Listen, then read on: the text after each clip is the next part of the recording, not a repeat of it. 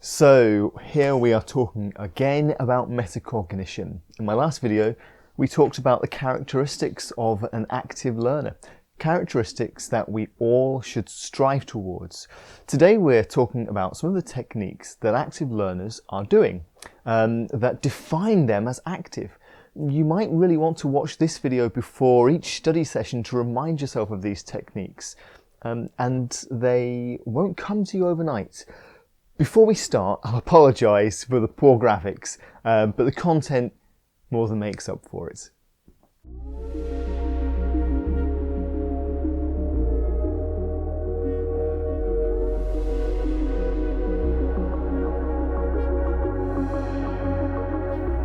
So, what do you need to be doing to achieve more than you've ever achieved before? The learning frame of mind, or being an active learner or an independent learner, is about making sure you don't start your progress with, "I don't get it." Think about all the students in a class who sit through the same teachings as other students, and there's always some students who just seem to be able to crack on with it. And the difference, believe it or not, isn't intelligence. There are some thinking styles that are different, which enable some students to just be able to get straight on with the task.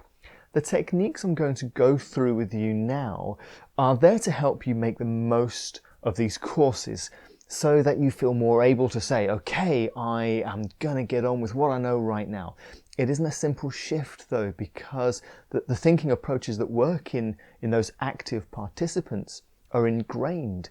They've been doing them for a long time, and they've been brought up to think and behave in these ways, which means for them, well, this thinking is normal. Remember, they might not actually know any more than another student or be better at something than any other student, but these behaviours will mean that they do get further than many students do. So you'll need a clear overview of what we're going to be learning about. Active learners tend to know what the content of a course is and the order in which it's presented in. This is the contents of our course, and you will want to make notes on each of these sections. Pause the video, copy this page as a contents page. We'll be referring to this circular contents page on the channel, but this is the same thing presented in the more traditional linear way.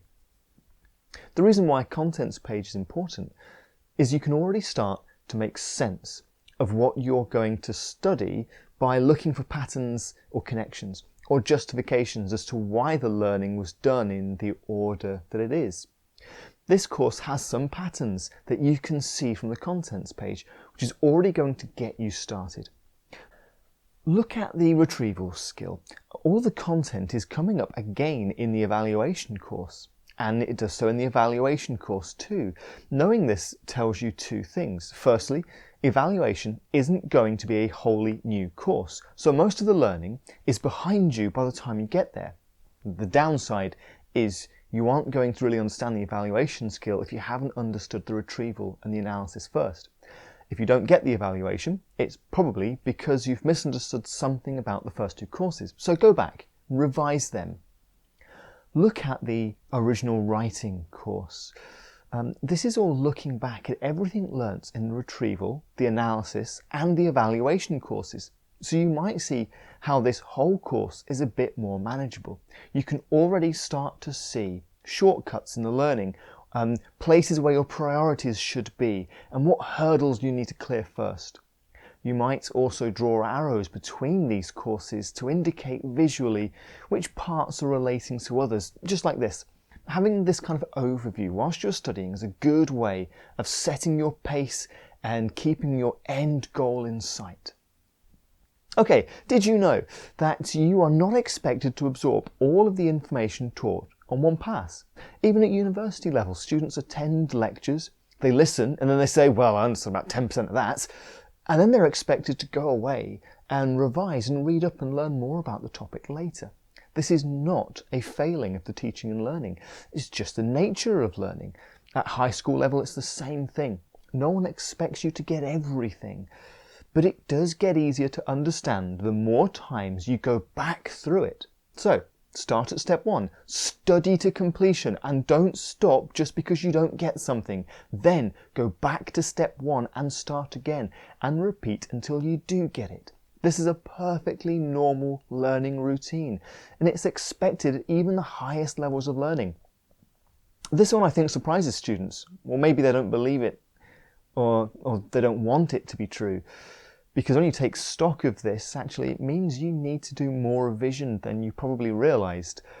But the big positive of this one is that it isn't your fault if you didn't get something first time around. No one does, and everyone should be willing to go over something time and time again until they do get it right.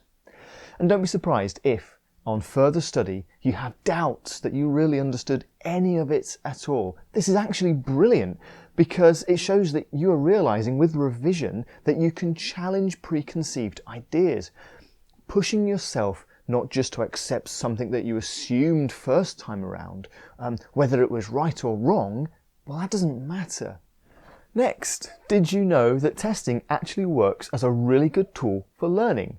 Well, studying also works as a really good tool for learning too, and doing lots of learning up to one final test, however, isn't the best way to combine them.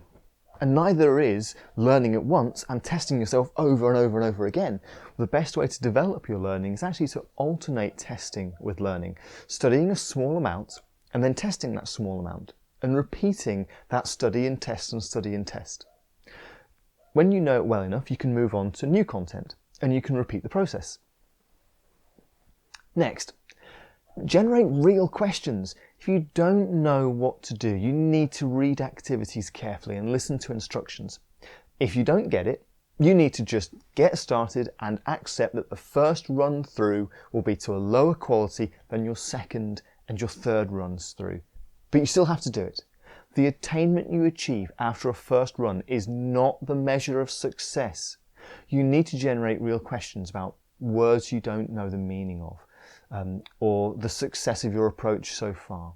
This shows that you are listening, reading, and working, and it's this degree of effort that leads to success. Asking for instruction to be said again is a classic trait of passive learners, but the act of struggling through with your limited starting point is actually fine. That is the action of an active learner, and you'll get better at it.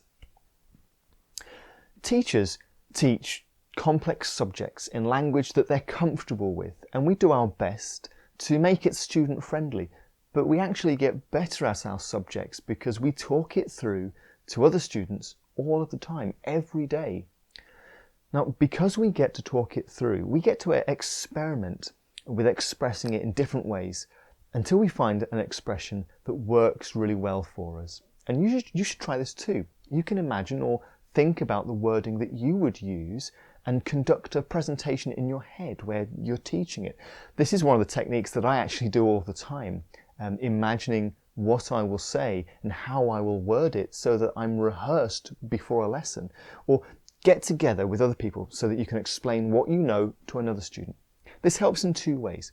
It helps you to express an idea in better ways, but it also gets you to revise the memory, the recall of a subject in your head, so that those neurons are being fired again, which makes the impression in your long-term memory deeper. You're more likely to remember it through revisiting it, and you're more likely to understand it by developing the way you would express it. This is a really powerful way of developing your understanding and your memory of knowledge.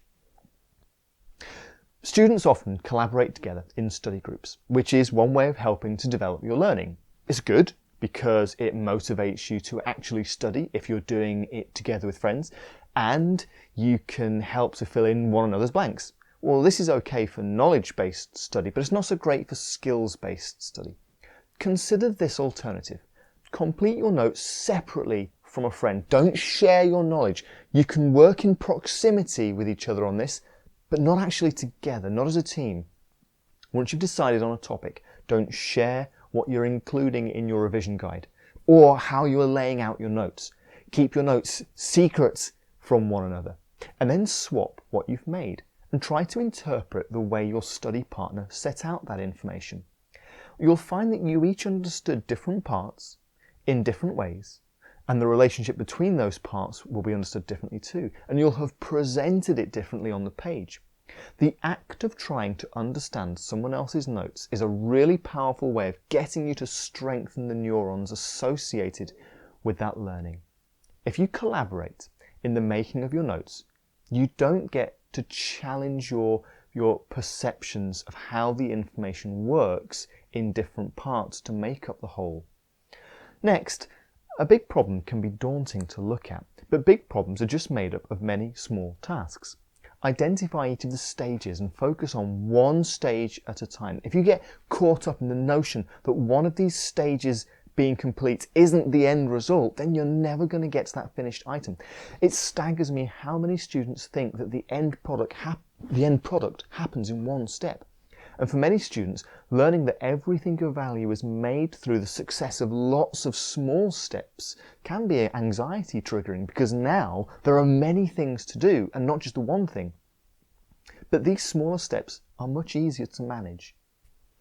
Lastly is to think about your motivation for doing this course. You want to move on from thinking, I'm doing this course because I'm made to, or I'm doing this course because I need to get into college. An adult is motivated by three things. They want to do something more when they feel that they are in control of their choices, which is called autonomy. They want to do something more when they feel that they want to master a new skill, like learning to play an instrument. They want to do it more when they can see why it's important, called purpose. You must think about your courses from a position of autonomy, i.e., we can't make you do these courses. You must choose to do them.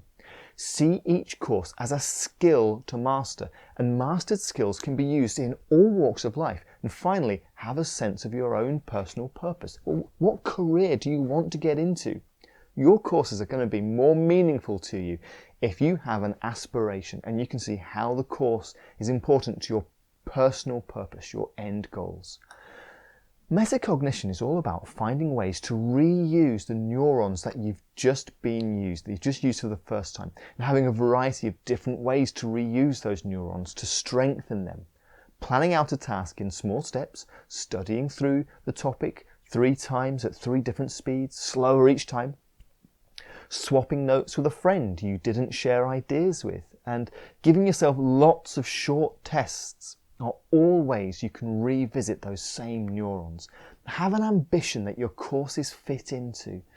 Drawings, sketches, flashcards, explaining to a parent, summary pages. There are all sorts of quick things that you can do to reuse those neurons repeatedly. But actually the act of making those revision pages is probably more effective than reading the ones you've made in the past, because constructing your revision sheet is active, whilst reading it back to yourself is passive. Memory, skill and technique are all developed by revisiting those neurons as many times as you can in as many different approaches. I want to leave you with one last thing. Becoming an active thinker won't change in you overnight, so maybe choose one of these techniques which you want to try. Write it on a post-it and then move that post-it from one page to the next to follow your work, so that you've always got this reminder of the thinking strategy that you're attempting. Alternate this post-it note with other techniques from time to time so that you are taking a variety of different approaches. Well, that's it for this course. I hope it's given you a little insight into the different habits that active learners have going on in their heads that are helping them to get the highest attainment. Your next videos are on the skills and knowledge associated with the subject of English. Thanks for watching. This has been Lofty English.